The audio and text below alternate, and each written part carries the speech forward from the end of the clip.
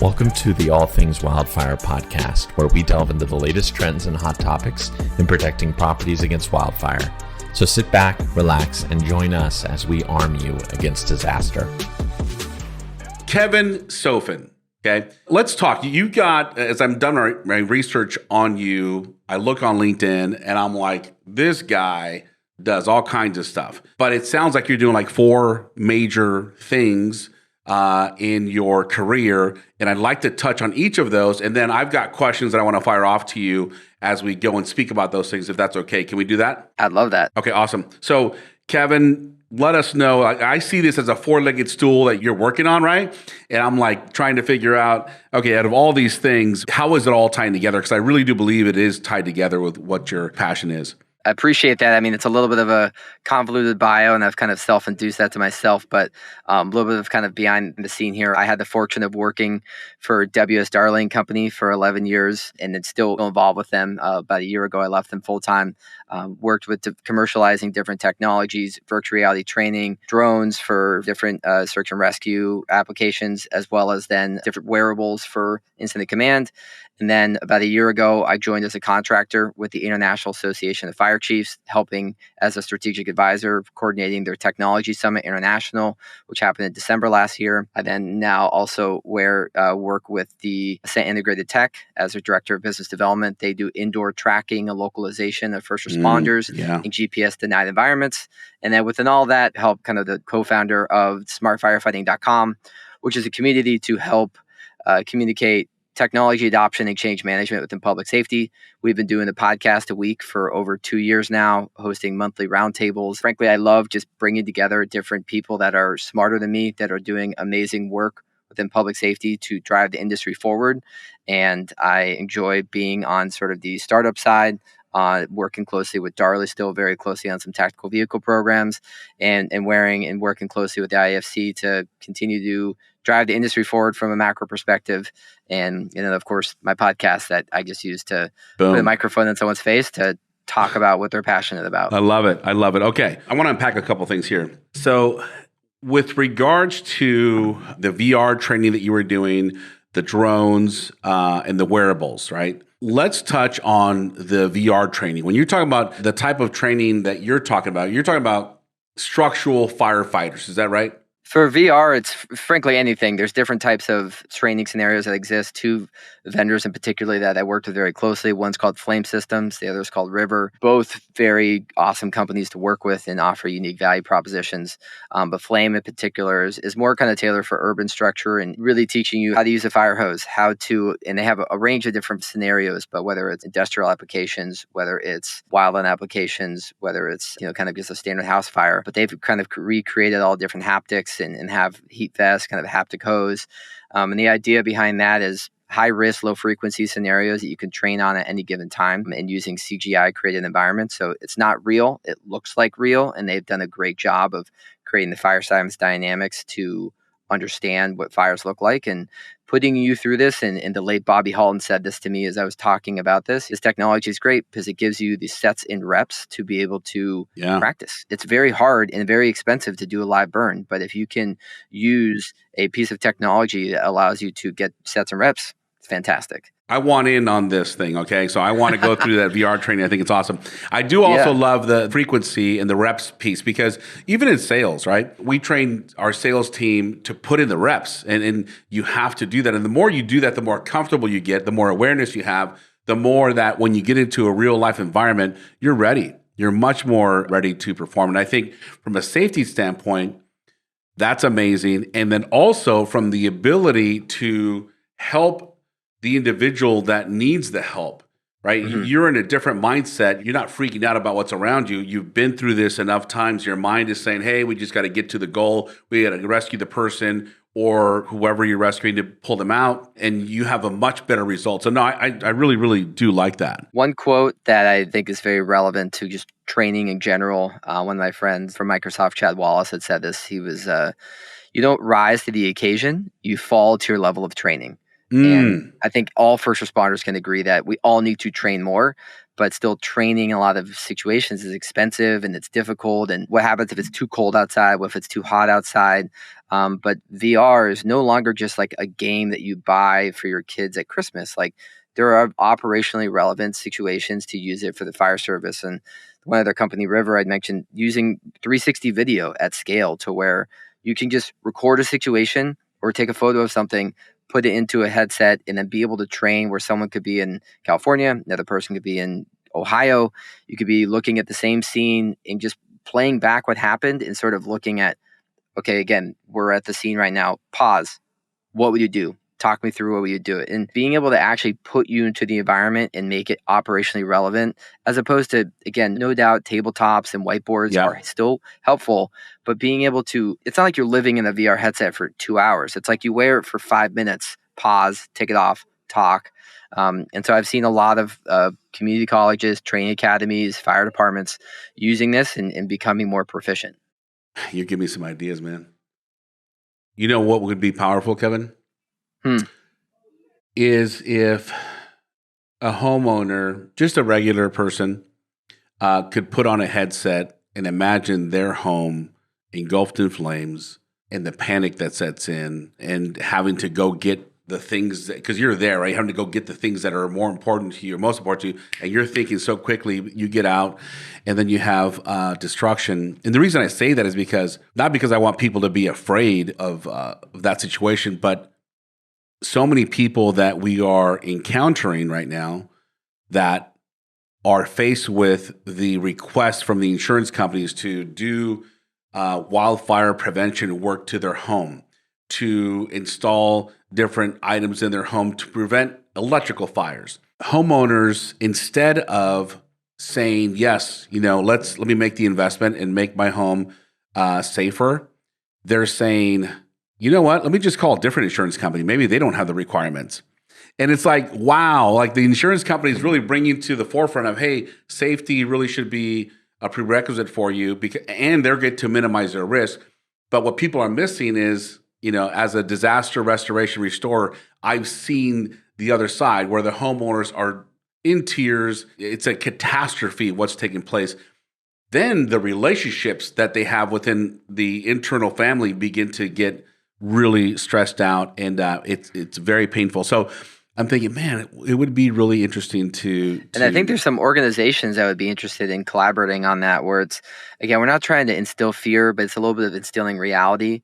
And part of that's, how can you really create a true, compassionate, empathetic picture of, this is what it could look like. This is what's happened to other families. And this is why home hardening, this is why creating an escape plan is relevant. We worked with Consumers Fire Department and created a video on the importance of pulling to the right and pulling off when you see sirens. And basically, don't be that guy that doesn't pull over, and showing what happens in the first responder response. And it was a video, and then we made these cardboard headsets where you could just use the YouTube app and put it in there, and ways to be able to use VR at scale to communicate a community risk reduction, public safety outreach initiative. And, I've talked with Pie in the Sky, some ideas about that, but I think there's a lot of partners and groups that could put together a little bit of funding to create a highly relevant piece of content and use it as a messaging tool to take those initiatives. Man, I love that. We'll definitely connect on that. Kevin, I wanted to ask you, for our listeners, I want you to describe the difference between a structural firefighter and a wildland firefighter. How could you break that down for us? I will first preface that, and I'm not a firefighter. I've had the fortune of working within the fire service for 11 years, and I've had much more experience working in the structural context. But I think talking, let's say, for example, on the wildfire side first, I've had the fortune of interviewing Jay Stalnaker, who was a smoke jumper. He's with the X Prize Initiative. He's a great person to get deeper into in the wildfire perspective. But when you're talking about wildfire, especially a smoke jumper, you're going out with very light, more mobile PPE, as well as tools. You're not going out with a big fire truck and necessarily ultimately trying to put out this fire. You're more kind of trying to study fire trends and figure out where you can create fire breaks. And you're going on the field and you're jumping out of a plane and you got your go bag, and you're going to be gone for 1, 2, 3, 4 weeks, and before you can get resupplies. So I think there's a lot in that. And obviously, as I watch videos and talk with wildland firefighters, the gear is different, the operations are different, the goals are different. On the structural standpoint, of course, in terms of sitting at a fire station, waiting for that bell to ring and waiting to go and obviously put on your gear, get in the truck, respond to the scene. And again, for both first responder sides, I mean, it's incredible how selfless first responders are, and that any given day, any given call could be that big call that something catastrophic could happen. But I think that's the whole mindset of expecting the best, preparing for the worst. And from a structural standpoint, of course, there's one of the biggest challenges is you're entering structures. And no doubt there's the challenges. We could speak more on the wildland, but when you're entering structures now, the big challenges that are being faced is you're talking about communication denied environments. You're talking about lithium-ion batteries. You're talking about solar panels. You're talking about these new unknowns that are very hazardous. And one of the challenges is like, if you don't know what you're getting into, how do you prepare for that? And then one thing I'd mentioned, working closely with Ascent Integrated Tech now, I mean, once a first responder enters a building these days, we have no idea of where they are or how they're doing. And Ascent has cracked the code now of being able to understand X, Y, and Z locations of first responders inside structures to be able to relay that to incident commanders on the outside. So God forbid a Mayday is called and the RIT team needs to be deployed, being able to know firefighter 1 is on the Alpha Bravo corner of the second floor. Go there immediately and do everything we need to do to rescue that firefighter. And that's an indoor GPS tracking. It's indoor localization-based service, LBS, indoor tracking. GPS does not work indoors. So, I mean, if you look, I got my iPhone here. Find My Friends doesn't work when you're indoors. You could have 5 people indoors and look at Find My Friends and they all be outside. And because GPS doesn't work indoors, you need to do alternative methods to be able to extrapolate exactly where first responder is inside.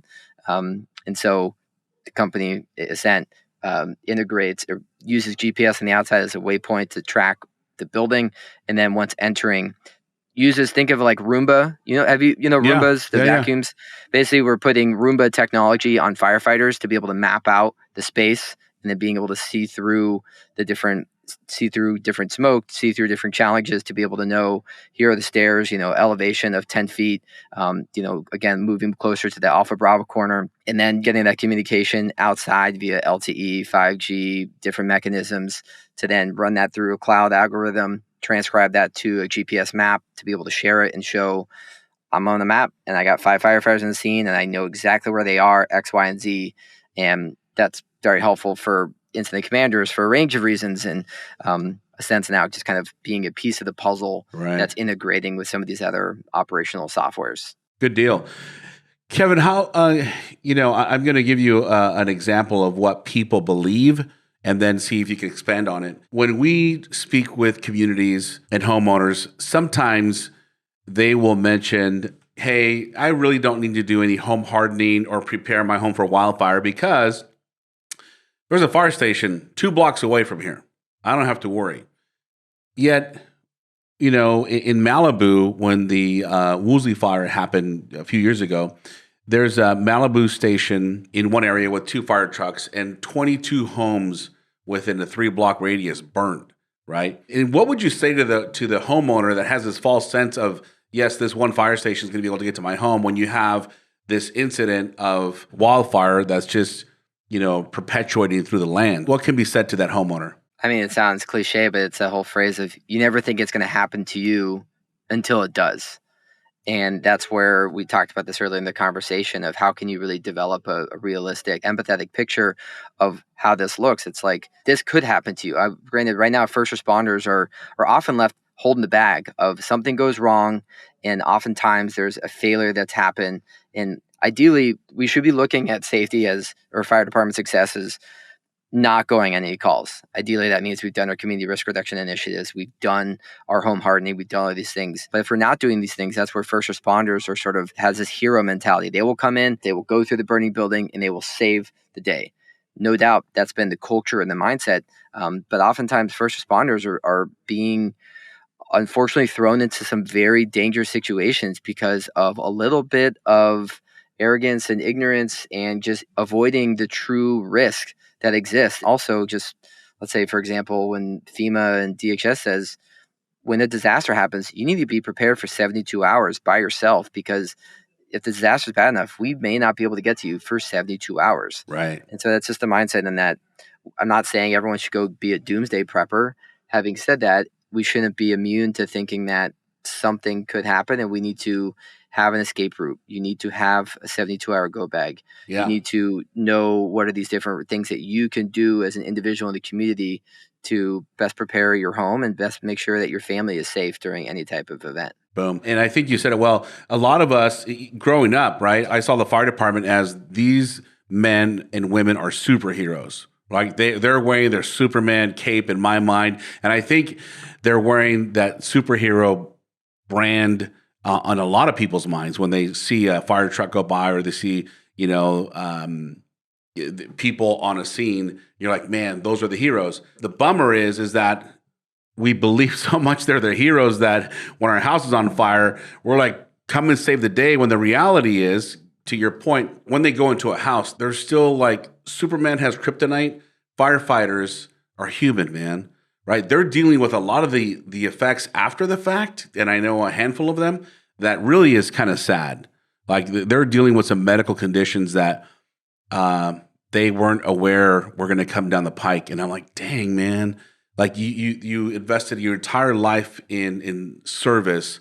And now you're having to have the results of the pain and anguish of the medical condition or the injury or things like that.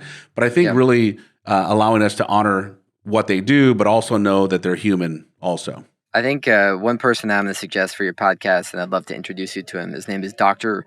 Burton Clark from American Fire Culture. And he's taught me a lot with his book, and I don't have it in front of me, but it's I Can't Save You and Don't Want to Die Trying.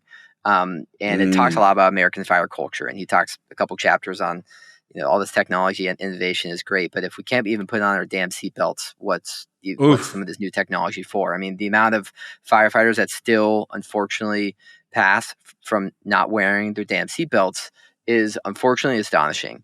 But he talks a lot about too in the aviation industry. I mean, look at how much heat Boeing is under. Plane goes down, something goes wrong.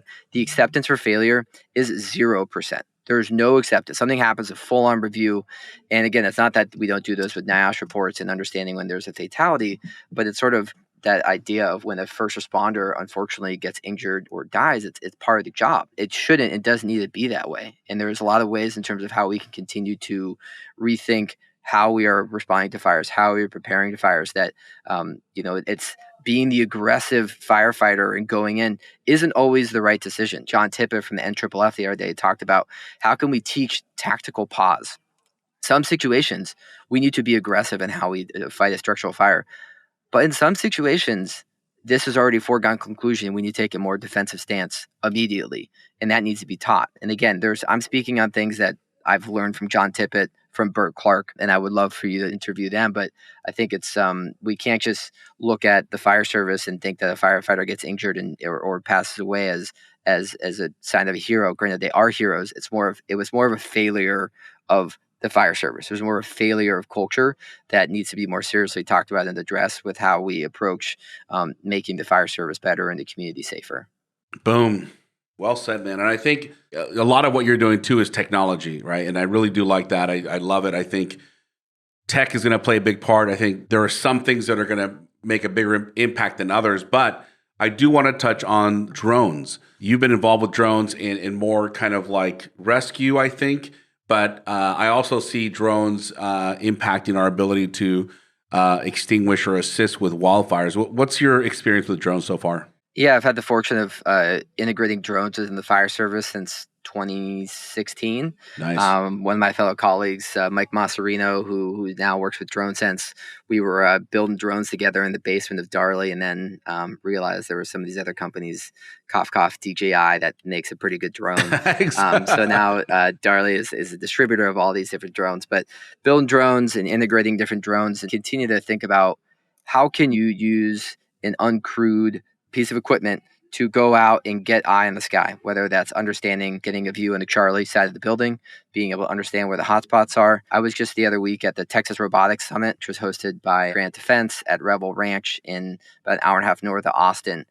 Really awesome event happening again next March. I would encourage everyone to consider it out if you're interested in the drones. But it was really cool because it was just learning from fire, law, EMS, and different groups on how they are using drones today. Nice. For example, Austin EMS is using it to deliver insulin, to deliver blood in different use cases where there was a place, doesn't snow much or doesn't get icy in Texas. One day it did. This one person needed insulin. They couldn't get there. Wow. Strap the insulin to the drone, deliver it, mission accomplished. So simple things like that. You're also seeing groups like New York. They're using drones for shark detection and being able to have early warning detection systems for recreation on the beaches. And then for wildland firefighters, I mean, there's obviously a bigger use case for fixed wing for being able to cover more area, and then having some of those different. Overwatch was a cool company I saw where, and you see groups like Pano AI, just groups that are using cameras that have different AI systems built in that are just scanning and looking for early detection. And I know the X Prize is involved with this of how do you leverage satellites and drones to be able to just tell you there's something here. We should do something to it. Deploy resources to this more effectively. I also know that other company, Rain, they're doing some cool stuff of like drones as a service of understanding there is a fire, and that phrase, I think Chief Dan Muncie from San Bernardino had said it to me one time. He was like, all fires start small. And if there is the ability to, again, thinking of like sprinkler systems for wildfire in the sense that if you could just suppress it a little bit to allow more material, more resources to come, we can't ignore that. And I think there's a lot of ways where that's coming into play. And obviously one of the bigger things too, drones, that's really relevant is drone as a first responder, being able to operate a drone without line of sight. Companies like DroneSense are really empowering and enabling that. And it's cool to see how can a department just have strategic resources placed around one pilot in a strategic location and popping drones up in the sky to figure out what's going on. No doubt there's also a lot of different challenges right now with the Blue SUAS and some of the Chinese drone makers. And I'm not particularly getting into that, but I think if people are interested, I would recommend checking out the Droning Company and John McBride. They're kind of following that closely, and it's out of my wheelhouse, but it's definitely interesting to see what's happening with the drone situation, because I know the DJI has a great drone, and I think that we need some of that, the company DJI, to keep helping the American Fire Service. But that's a conversation for another day. No, I think there's a big future there, and I'm excited to see what the years to come are going to show us.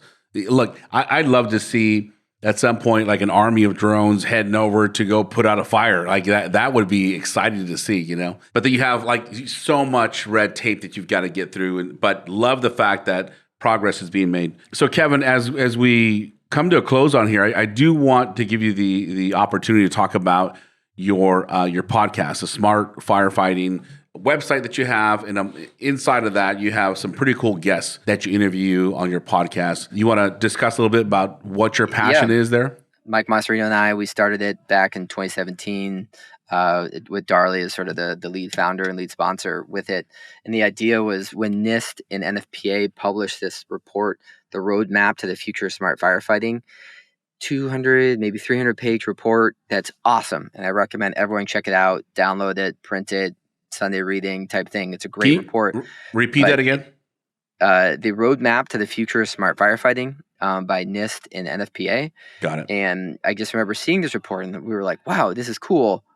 But what next? It's sort of just like when you go to shows. It's like the shows are great, but what next? And so we thought, hey, how could we break out these different sections of the report, connected apparatus, uncrewed drones, wearables, different things like that, break it into different sections and ultimately build a website around it. We didn't really necessarily have the whole resources to build a robust website, but one thing that I leaned into is my gift of gab of just start the podcast. So we've now created over 240 podcasts in the last couple of years. We've been producing one podcast a week for the last 2 years. Like this Friday, we're hosting a roundtable with the Western Fire Chiefs Association titled, "If Technology is So Great, Why Don't We Use It?"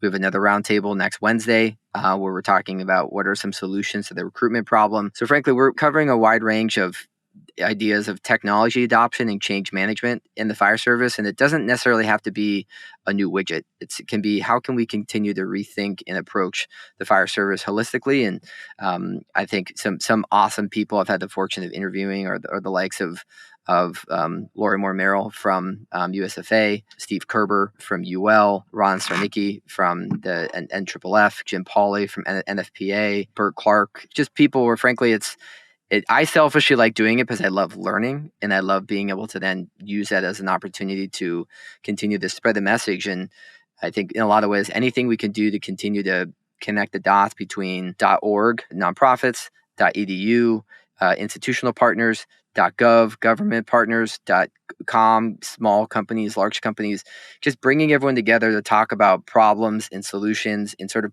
checking your ego at the door and finding ways that we can kind of continue to drive the industry forward. And we host in-person events like FDIC. It's a networking event, but every year we call it a different thing. It was first a party, then it was a fiesta, then it was a jamboree. This year it's a shindig. Use your imagination there. But I think that's just something that definitely gets me out of bed every morning of what are ways to continue to drive the industry forward and being referenced and we're being talked about. And I think any ways that I'd love to have you on the pod, OP, of, what are ways that, again, the wildland conversation can be applied to the startup community and the different institutional partners. And, if you're listening to this and you got a story about anything to do with technology adoption or change management, I want to hear about it. And so does the rest of the world. Awesome.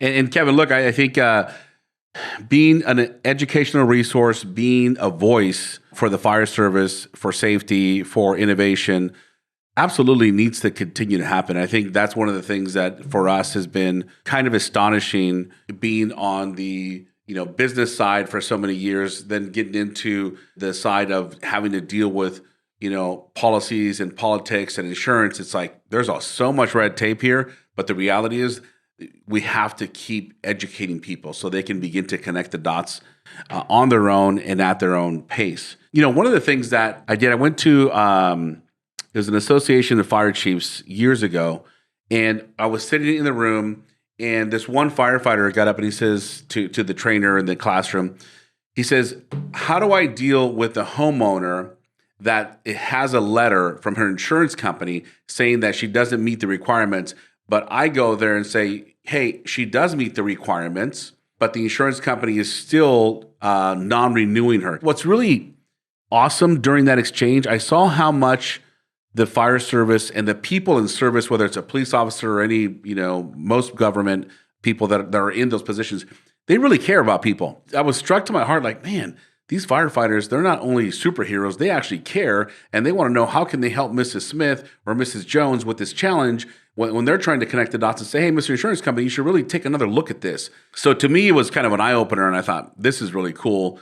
But at the same time, I don't know if you had any experience. Have you talked to any people that have discussed the challenges of insurance when it comes to wildfire? When it comes to wildfire specifically, I can't say I have an abundance of experience with that. I do know, kind of following some of the people I know in the West Coast, it just seems like when you do all the home hardening activities and you do everything to create and ensure your defensible space, it helps the cause. But then it's sort of, I think, a little disheartening where you can do your part, but if the rest of your neighbors aren't, then it's sort of like, well, what was the point? So you kind of do need to get communities on board. And if anything, what are the best incentives to do that? And I think a lot of times people respond to either receiving money or potentially getting money taken away. And so, granted, by no means am I an expert in this. I would love to see small, medium grants that just encourage people. It doesn't need to be a lot. Heck, you can be talking about like couple $100 Amazon gift cards to get people to change. And we live in a world where humans are continuing to dominate the landscape. And I think no matter what, we're going to keep experiencing some of these wildland fire challenges. So if we don't, we're just going to keep seeing more paradise fire type tragedies that we need to do whatever we can to proactively prevent. Again, I'm not an expert in that. I have been involved with some urban structure type insurance dynamics where if there's ways to be able to provide better operational insights to fire departments that can help reduce their potential payouts for injuries and line of duty deaths. So like, for example, with Ascent, their insurance companies are funding fire departments to help acquire this technology. But I think any way where we can talk about initiative or technology is quantifiably reducing X amount of risk. We would hope insurance companies buy into that, but I would also hope to see the DHSs of the world, the FEMAs of the world get crafty with micro grants and micro incentives to do a pilot program of 100 homes to show, hey, by doing these different home hardening tactics, we can become more resilient.